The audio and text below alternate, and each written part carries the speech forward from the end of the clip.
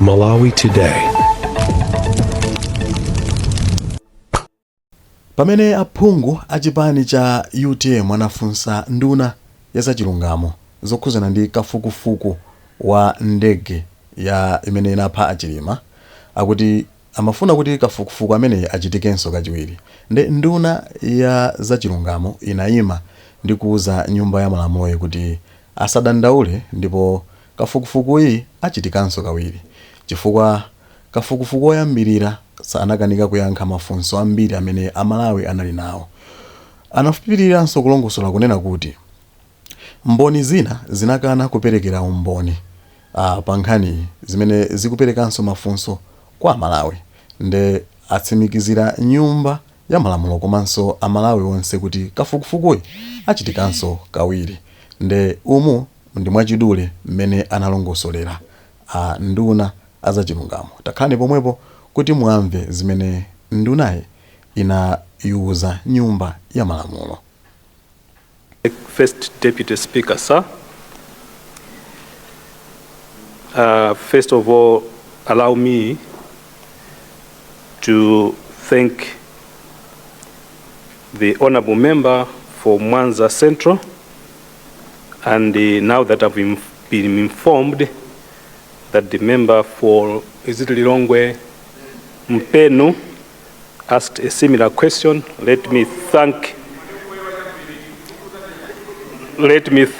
Honorable First Deputy Speaker, sir, the two honorable members for their question.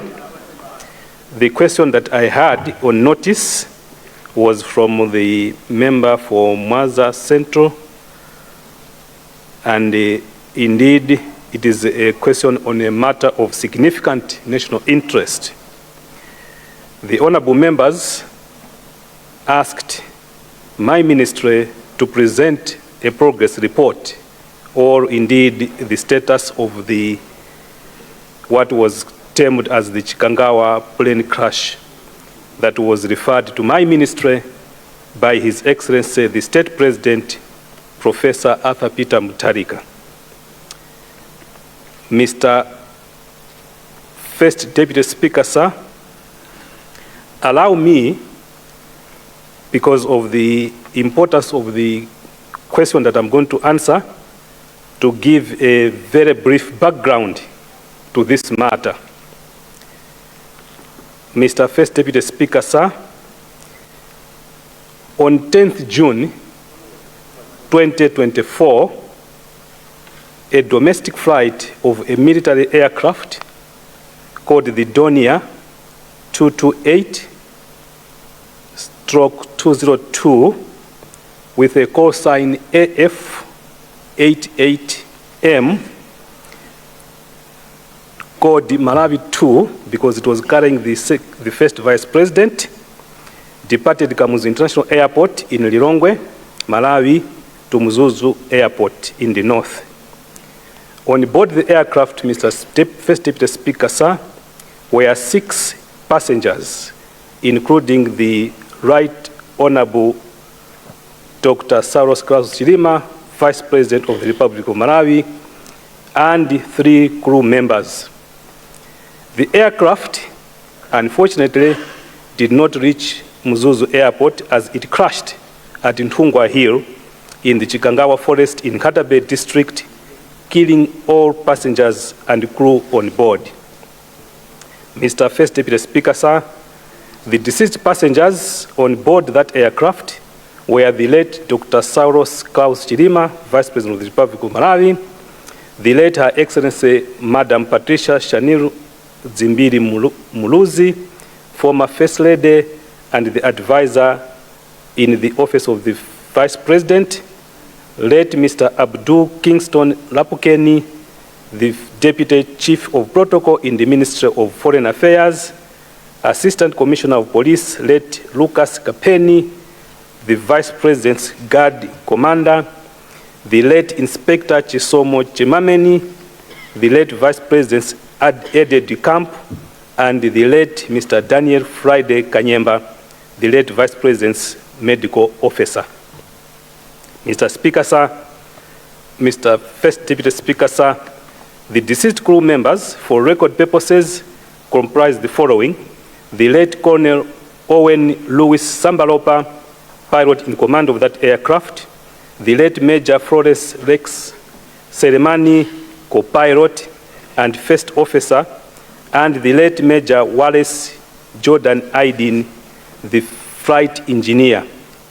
The crew members were all service members of the Malawi Air Force, one of the 4 specialized services of the Malawi Defense Force, the MDF. Mr. First Deputy Speaker, sir, after 10th June 2024, it took 4 months after that tragic aircraft accident for the former president of Malawi, Dr. Lazarus Makafe Chakwera, to exercise his powers under Section 2(1) of the Commission of Inquiry Act to appoint a commission of inquiry, which he did on 25th October 2025 to inquire into this air crash accident. The former president, in appointing that commission of inquiry, gave the commission of inquiry up to 30th November 2024 to conclude the inquiry and submit its report to the President. Mr. First Deputy Speaker, sir, prior to appointing the Commission of Inquiry, this August House should know that the Malawi government had also requested the Federal Republic of Germany to assist in the investigation into this aircraft accident, and the Federal Republic of Germany sent the BFU to investigate the aircraft accident. Mr. First Deputy Speaker, sir, the Commission of Inquiry submitted its report on 14th December 2024. Again, the BFU submitted 2 reports, an interim report and a final investigation report. I'm saying these things for the reason that I'm going to give you later on. Mr. First Deputy Speaker, sir, on 16 September 2025, Malawi conducted tripartite elections in which His Excellency Professor Arthur Peter Mutharika and the Democratic Progressive Party won the election with a resounding win. On or about 4th October 2025, His Excellency Professor Arthur Peter Mutharika, President of the Republic of Malawi, made his first national address and informed the nation that once he appoints the Minister of Justice and Constitutional Affairs, that minister should review the reports of the investigations into the tragic aircraft accident which happened on 10th June 2024 and make recommendations to His Excellency the President. Fortunately, Mr. First Deputy Speaker, that Minister of Justice is myself.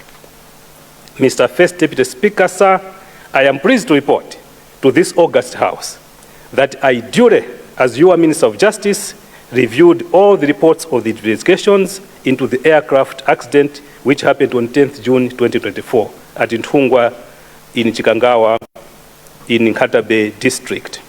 Mr. First Deputy Speaker, sir, my review of the reports revealed several gaps in the investigations and findings about this particular accident. Mr. First Deputy Speaker, sir, I wish to inform the August House that the interim report by the BFU was published before conclusion of the investigations by the BFU.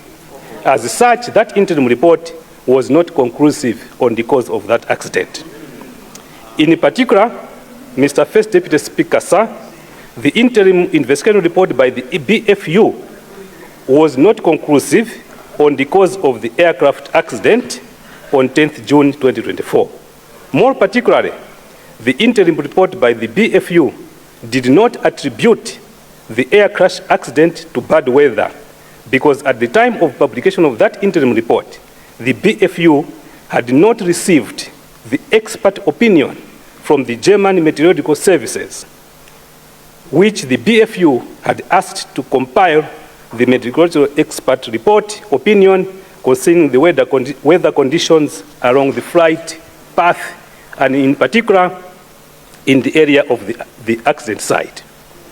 Mr. First Deputy Speaker, sir, my review also revealed that the terms of reference of the Commission of Inquiry were unduly narrow, particularly with respect to the scope of the inquiry and also to the limited time frame which His Excellency the former President gave to the Commission of Inquiry to release their findings.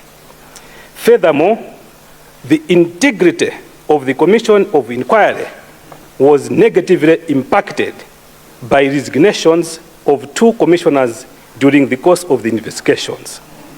In particular, Mr. First Deputy Speaker, sir, one of the commissioners resigned after serving the commission for more than 3 weeks, up to 21st November 2024. The commission did not give details of the circumstances of these 2 resignations. These resignations are significant and, in my opinion, Mr. First Deputy Speaker, sir, affected the integrity and impartiality of the inquiry. Mr. First Deputy Speaker, sir, the Commission of Inquiry also reported that some witnesses who had been summoned declined to testify before the Commission.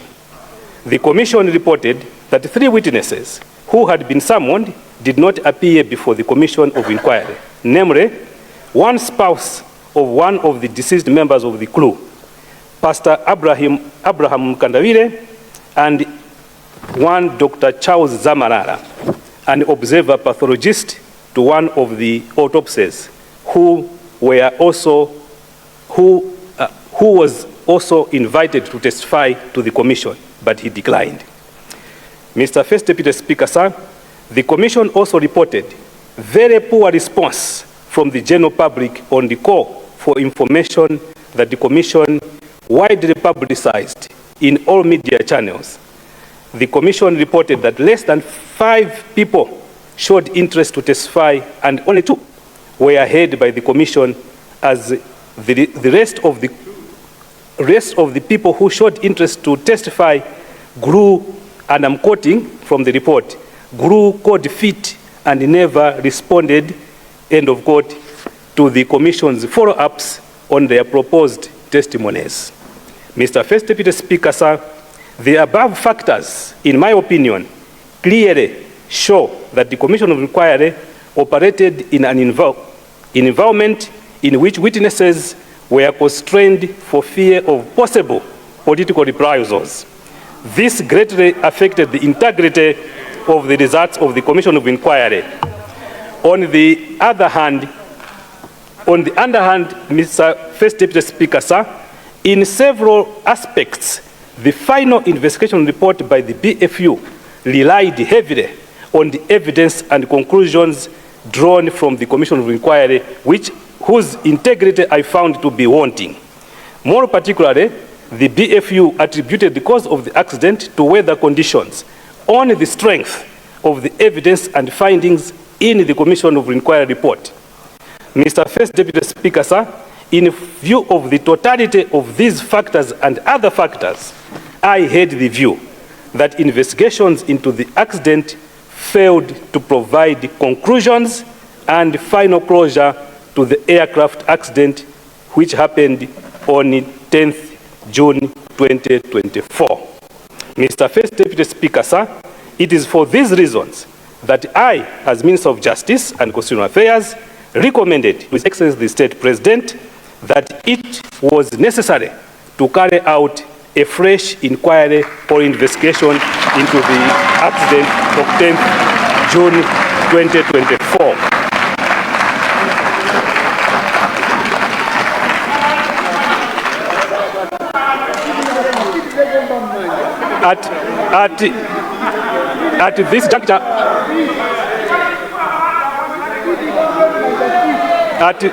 At this juncture, Mr. First Deputy Speaker, sir, let me put it on record that a document which was circulating from yesterday on social media purporting to come from my office is a fake document. Mr. First Deputy Speaker, sir, I wish to report that this august House has pleased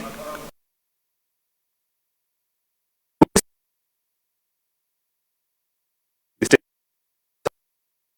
to direct that indeed a fresh inquiry and investigation should be carried out into the accident that took place on 10th June 2024.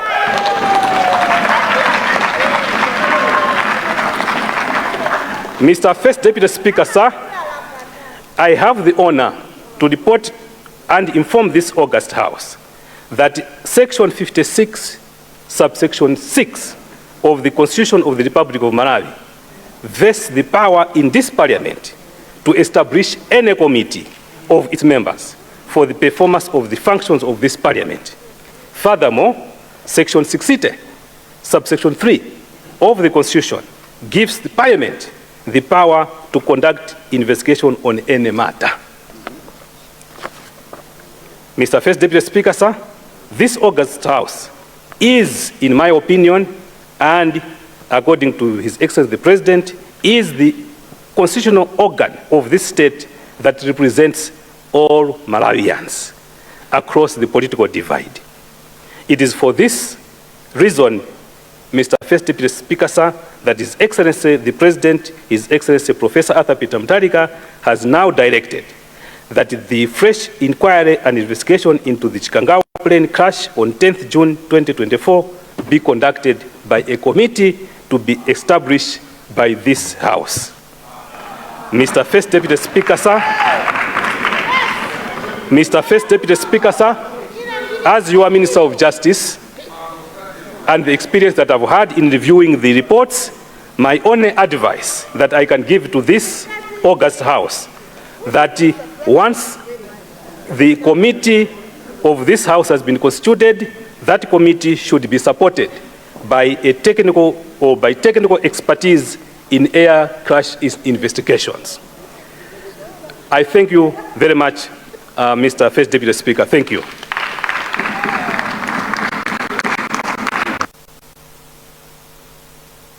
Thank you so much. First Deputy Speaker, because the people of Mitawa, Green Malata, Mauni CCAP, Chinakanaka, Chinyama, and the other areas always believe that you are a good man. And it is in that regard that I would like to seek your indulgence to bring to the attention of you, First Deputy Speaker, and indeed the whole House, that there have been validation meetings at different district councils which were called that members of Parliament should attend. That has affected or is affecting other members, and I wish to report through you, sir, that all meetings have been scheduled for weekends. So no meeting is going to take place either today, tomorrow, Friday, or any week working day whilst members of Parliament are in this chamber. And I thought that the people of Chinyama needed to hear that. I submit, First Deputy Speaker. Thank you. Thank you very much. That's indeed a very important communication. As Adavu Kaunda, as we speak now, he's always calling to say, I'm in a meeting in Nkatabe. Can I be given leave of absence? So colleagues, that's the communication. Can we also make sure we take all this leave of absence before we go to those functions that we are attending to, and we should not exceed the official days that have been communicated. Honourable member for Dowa East, why are you rising? Thank you so much, First Deputy Speaker, and I want, through you, to thank the Minister of Local Government, because you might recall that Dowa East called you just to say that today there was a scheduled council meeting which has indeed been postponed, as alluded to by the Minister of Local Government, though when we are coming back from there, we are told that it is tomorrow. But because of his assurance, it means that the council meeting is actually going to take place over the weekend.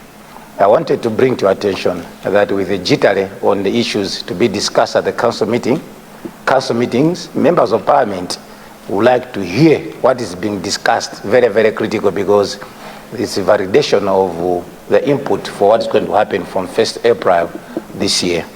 Just to say that Minister of Local Government, all members of some members of Nkhotakota District Council, members of Parliament, are also in Nkhotakota trying to attend to the same.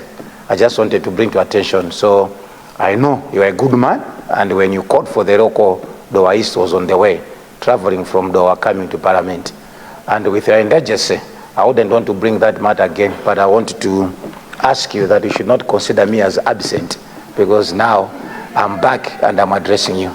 I thank you so much, First Deputy Speaker. Thank you very much. Dowa East, and I think the saying that I'm a good man is a little bit subjective, but I'm looking at the essence of the roll call that was done this morning. If it's a justification coming from the Honorable Minister of Local Government, I think he should be able to help you to fill in the leave of absence form and surrender it to the whip on your side so that you are spared. I think that's the procedure. But I hear you, and I hear all other members that went to attend these important meetings, and they have been postponed to the weekend, that Parliament Secretariat will consider you so.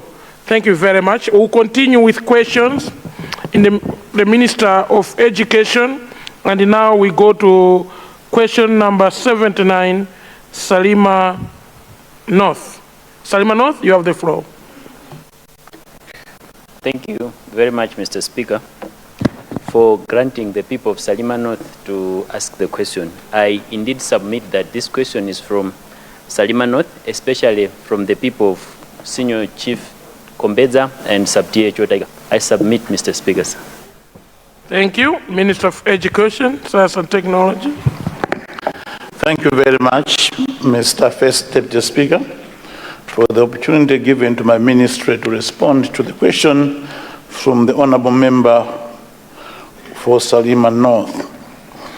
Mr. First Deputy Speaker, the question from the Honourable Member is to ask the Ministry to consider opening Kote Kote Community Day Secondary School, which was completed about 2 years ago, but has not been opened. Mr. Speaker, sir, honorable members, I would like to confirm that Kote Kote Secondary School was indeed completed 2 years ago. It was built with funding from the United States government. This secondary school was built on a piece of land donated by the community. However, upon completion of the secondary school, an individual, a family, took out an injunction stopping the school from opening on account of the fact that the land belongs to the family. It is because of this injunction that the school has not opened. The matter is currently in court, and the hearing of the case will take place in the first week of March. And because it is a matter that is in court, I should say no more. We're hoping that the outcome of that court process will allow the school to be opened. Let me take this opportunity to implore honorable members to ensure that when land is allocated for the construction of public schools, that land should actually belong to the public. And I would recommend honorable members that it would be helpful when the land is identified for a title deed to be secured, because we do not wish money that you have invested in the construction of a school to suffer the fate that Kote Kote Secondary School is currently suffering. So, honorable members, let us ensure that there's a title deed for each public infrastructure we have in our communities. There are lands officers in every council in this country. Please use them for this purpose. I thank you, Mr. First Deputy Speaker. Thank you. Honorable, on of the question. Yes. Is that a supplementary question or you want supplementary? You are the first one. The honorable member for Machinga South. The honorable member for the Zalintipe constituency. the Zalintipe constituency. In that order. Desa Kasina, why are you raising? Was that a supplementary? Yes, you were. You'll be considered. He still has few questions in that ministry. So I will consider you. Mine was specific, but... Okay. I hear you. Okay, in that order, honour members. Thank you very much, Mr. Deputy Speaker, but also the Minister of Education for the very straightforward answer. Mr. Speaker, sir, this school, the rango they are talking about is less than 10 million. And prolonging the case over a multi-million project like this, I think it's a waste of time and resources. I would like to ask maybe they consult the Minister of Justice and the Minister of Education and freeze the things and let the school open. Because as we are speaking, kids from that area travel long distances to Chitala, some Kombeza, and even some Magyun. These are long distances, and there are a lot of rivers these kids are crossing to access education that can be accessed at a distance of less than 1 kilometer. I would like to suggest, thank you very much, Mr. Speaker. Honour member for Machinga. Thank you very much, First Deputy Speaker, for recognizing the people of Machinga South. Honorable Speaker, before I ask my supplementary question to Honorable Minister of Education, let me convey the message from the people of Machinga South, particularly people from Milala, Fakiri, and surrounding areas. The day I stood in this house asking the minister to consider constructing Pitapasi Junior Primary School, he assured the people of Machinga South that he is going to do so, and he did it in the next week. As I'm talking today, the school is almost finished. So the people of Machinga South, I really appreciate that. However, people from Machinga South, particularly from Milala, would like to take guidance from the minister, since the school was constructed using another funds. So the fact that the policies has changed now, there will be no longer junior primary schools. We are focusing on full primary schools. I just want to take advice from him. Is he going to upgrade the school using the same funds, or we should consider it constructing, upgrading it using CDF funds? Thank you very much, Honorable Speaker. The honour member for Desa. Thank you so much, Mr. Deputy Speaker, for allowing people of the Zalintipe constituency to ask a supplementary question. I would like to ask the Honorable Minister, our able Minister of Education, to formalize Mzimba, please order. You are blocking the right honorable speaker. Please move back few steps, back, and take a seat. Not there. You are still under order. Please, yes, you can choose a seat from where you are standing now. Thank you. Thank you so much, Mr. Speaker. Thank you so much, Mr. Speaker. I would like to ask you, our able Minister of Education, to consider formalizing Kalinyeke Secondary School into a secondary school. This one, it is a primary school, but the villagers have managed to build a secondary school. So I would like to ask him to consider it as a secondary school.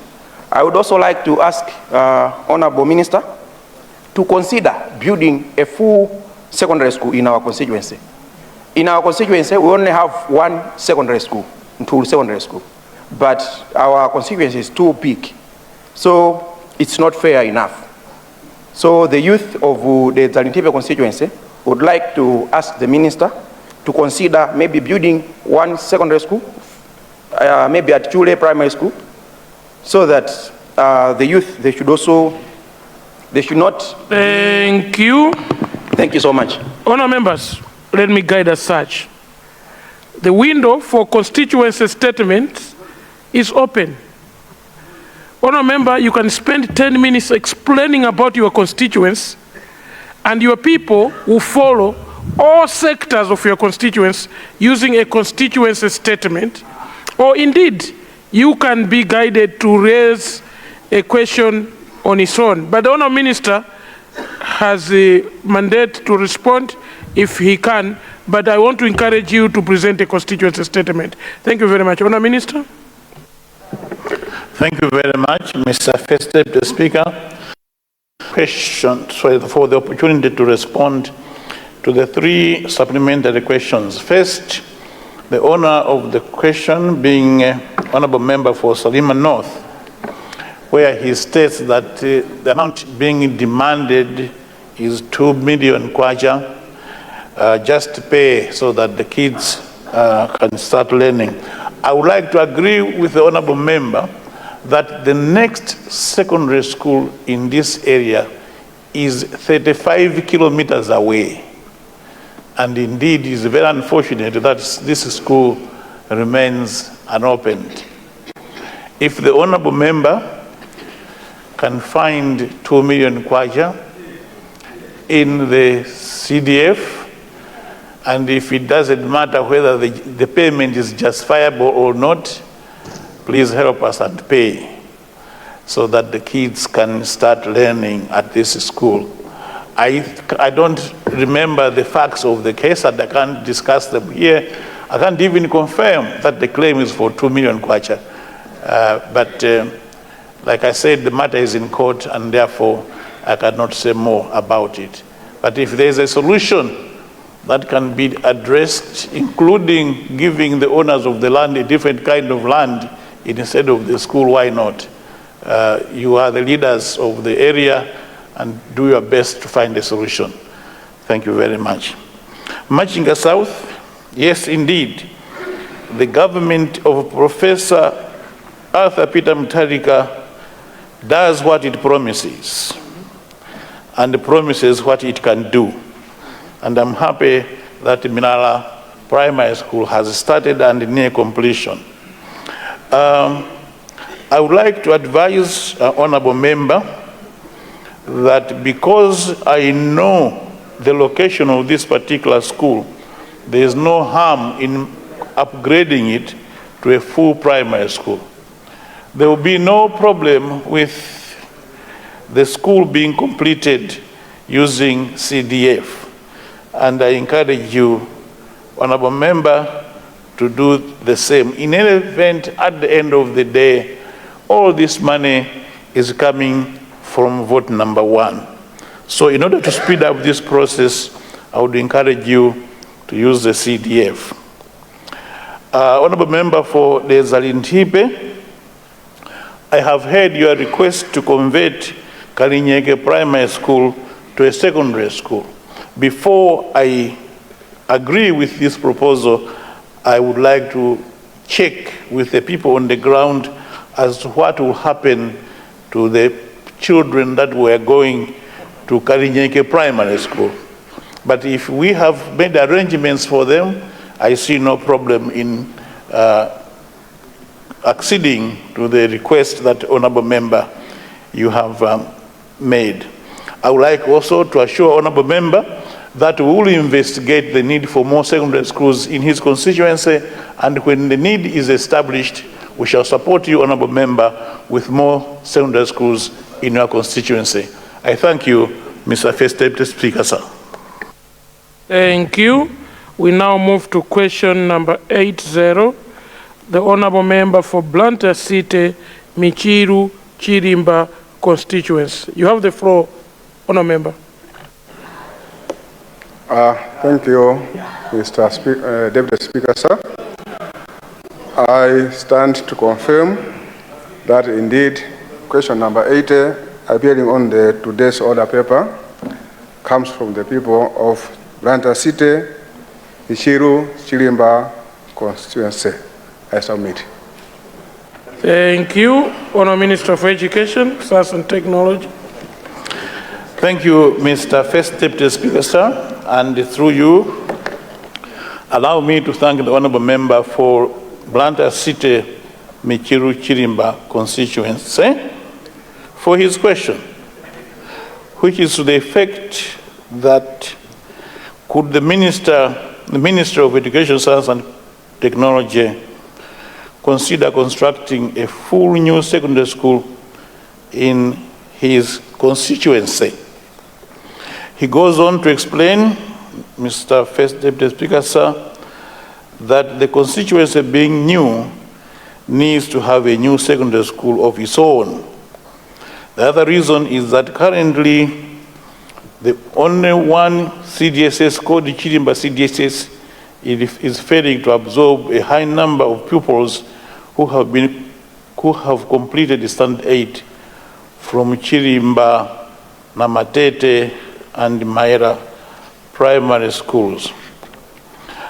Mr. First Deputy Speaker, sir, let me assure the House that it is the policy of the government of Professor Arthur Peter Mutharika to increase equitable access to secondary education for all eligible students. Our investigations, Mr. First Deputy Speaker, indicate that Chilima CDSS, the current CDSS, has a total of 20 feeder primary schools, including Chilima, Namatete, and Maera primary schools.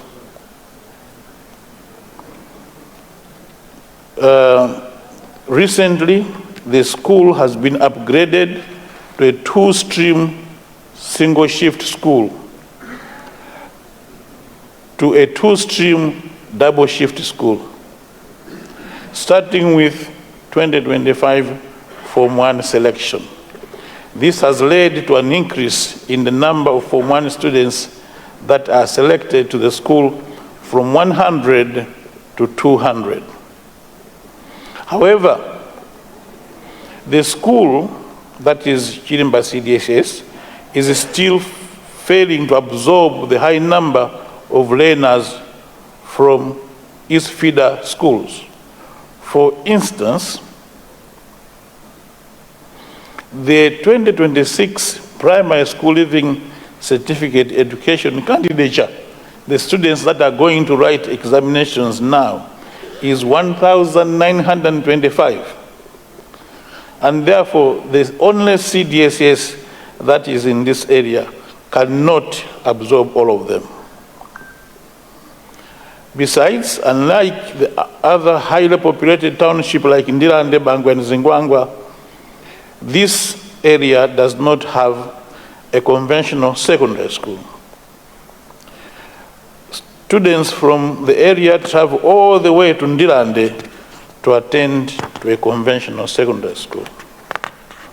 Therefore, I agree with the Honourable Member on the need for a secondary school in the area to accommodate eligible secondary school learners who are left out and to reduce the distance of the learners that are traveling all the way to Ndirande. As a matter of fact, Honourable Member, I would like to assure you, having made an assessment, we believe that your constituency deserves 2 more secondary schools, not just 1 secondary school. And the government of Professor Arthur Peter Mutharika will ensure that not too far from today, you have these 2 secondary schools.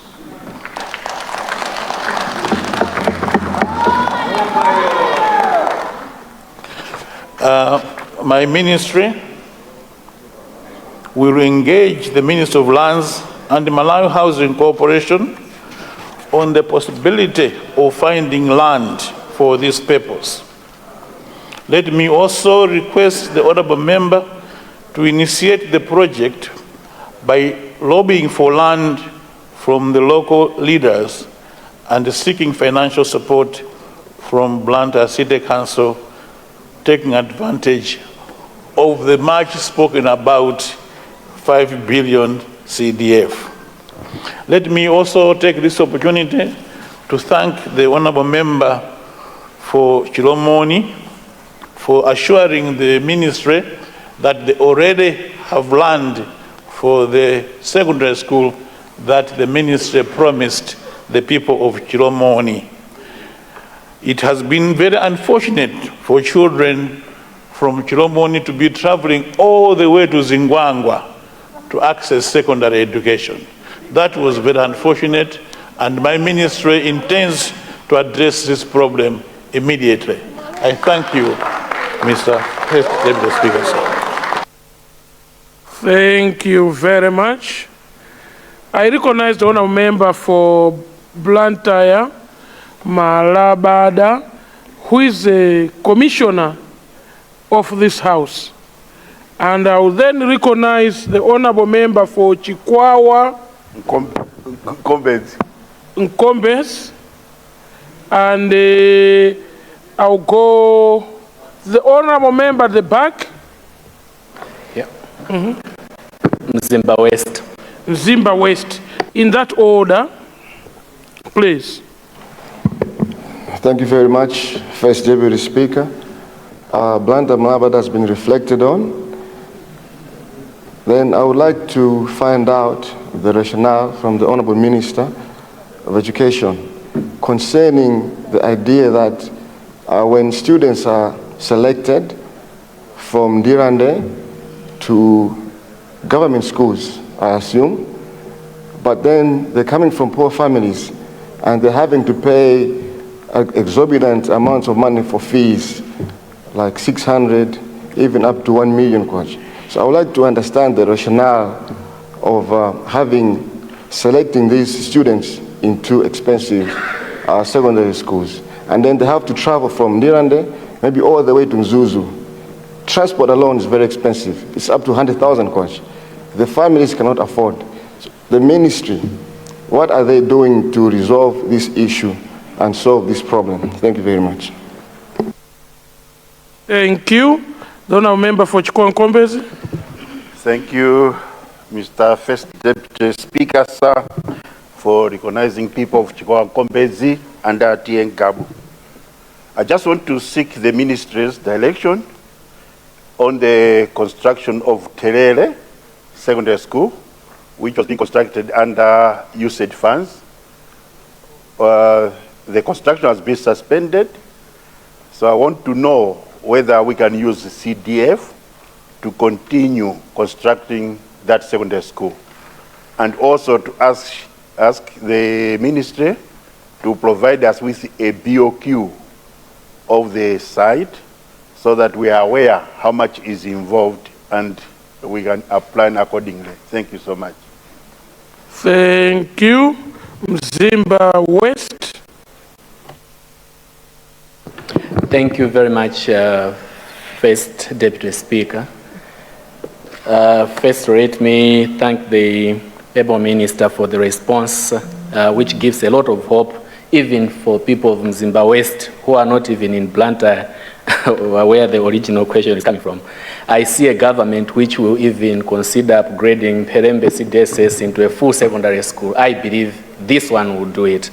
Honorable First Deputy Speaker, I would like to ask the Minister to consider genuinely, and I underline genuinely, opening Kalanga Community Secondary School built with USAID funds so that it could be accessed by pupils that are graduating from about 12 primary schools that are supposed to be feeding the school. I'm saying genuinely, First Deputy Speaker, because it was once opened for what I will call political reasons. Pupils were selected to go there, only to be closed after 2 weeks or so, and these pupils had then nowhere to go. And they're back to their homes waiting for the next opening day. I am asking this government because I know it is a genuine government and it can genuinely open the school. Thank you, First Deputy Speaker. Thank you. Honourable Minister, with those 3 questions. Thank you very much, Mr. First Deputy Speaker, for the opportunity to respond to the 3 supplementary questions. First, from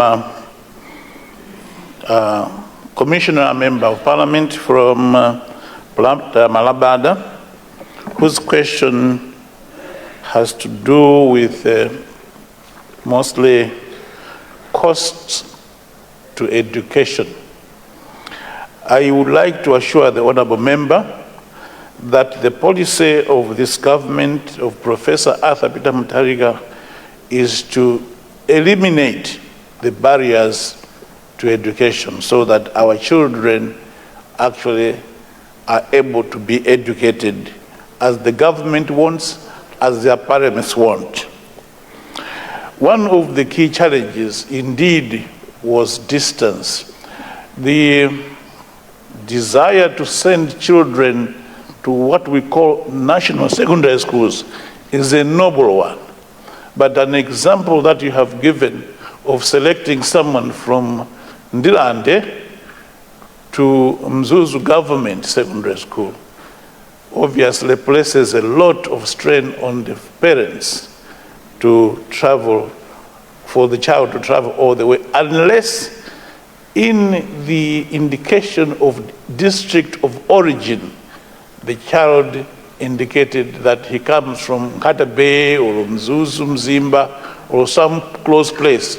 But it is very unfortunate if someone coming from Ndilande, whose district of origin is Blantyre, does not get selected to Blantyre Secondary School, which is another national secondary school. We have decided to ensure that this is rationalized. Children selected to national secondary schools go to the nearest national secondary school where that is feasible. And in the most extreme of cases, will a child go to a different region, but preferably to go to a national secondary school in the same region to obviate the same challenge of travel expenses. So thank you, Honourable Member, for bringing the question to my attention. It will be addressed. Terere Community Day Secondary School, built by USAID, but abandoned. Honourable members, it's not in my nature to keep on rubbing the salt in the wound, but as we all know, that the US government, having committed to give us 250 secondary schools, we were only able to build 50 secondary schools also because of the challenges, inefficiencies, and problems associated with how the previous government was running the affairs of state. That is why all the 250 secondary schools were never built. I would like to encourage the honourable member. I would like to encourage the honourable member to use the CDF to complete this.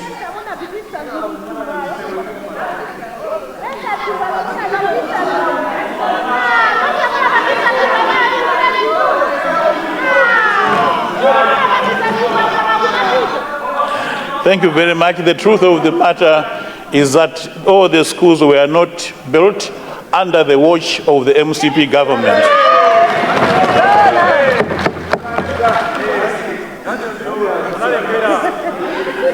So it is quite legitimate, honourable member, for you to complete this school using the Constituency Development Fund. Let me also advise the Honourable Member. Honourable Minister, we have a point of order on the floor. So let's please resume your seat. We can attend to the point of order. Okay. Honourable Member for Kasungu Northeast. Kasungu Northeast FDS. You have the floor, Madam. Many thanks, First Deputy Speaker, for granting the people of Kasungu Northeast to attend to an issue on a point of order. First Deputy Speaker, is it in order that the Minister of Education, who knows very well of the reason why we could not build 250 secondary schools, which were donated by the US government.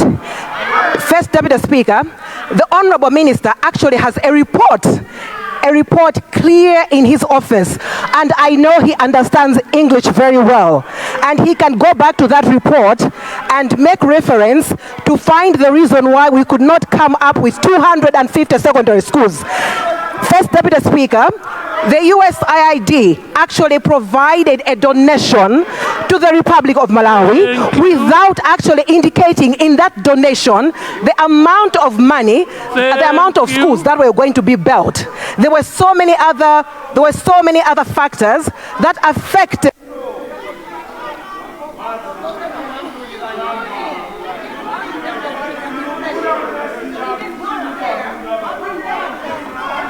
When they have a report, continue to your point has been heard. Thank you very much. Your point has been heard. Thank you very much. The point of order was raised to me for me to make a ruling.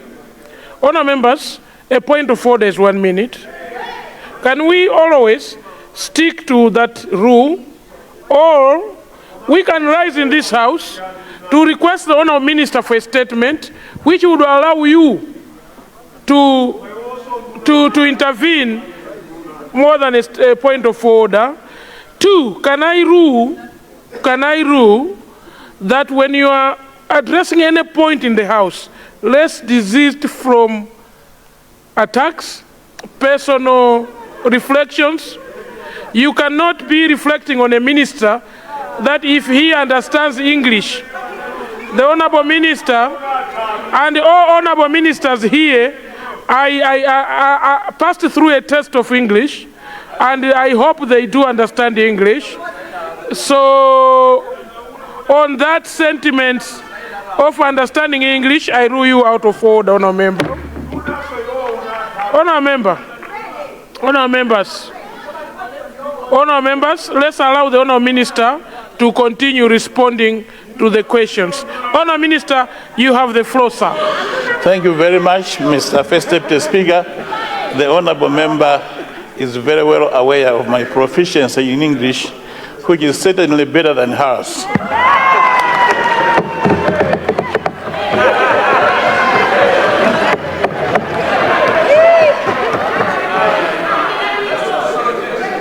Mr. First Deputy Speaker, sir, I now move to responding.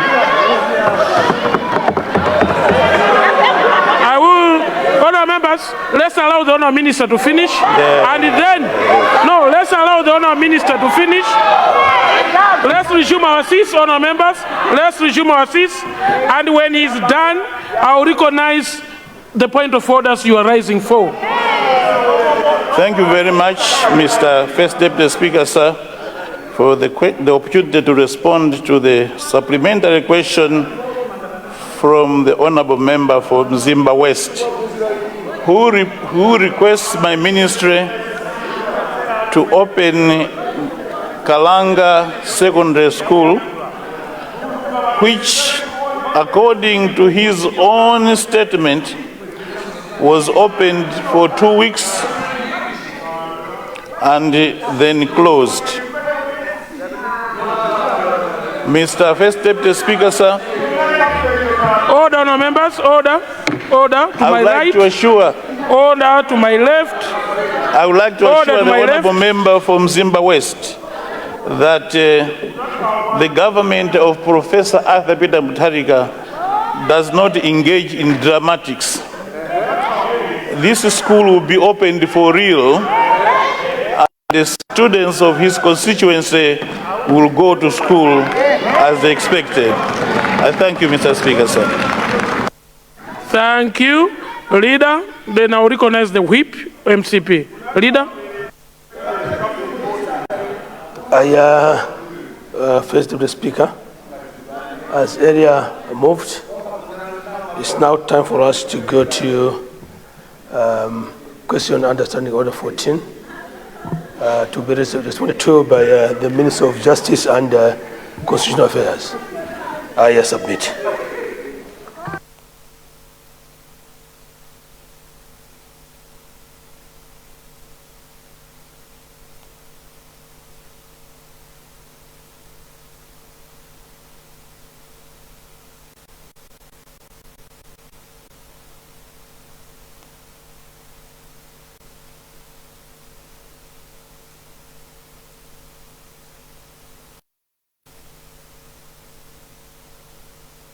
Whip MCP for a point of order.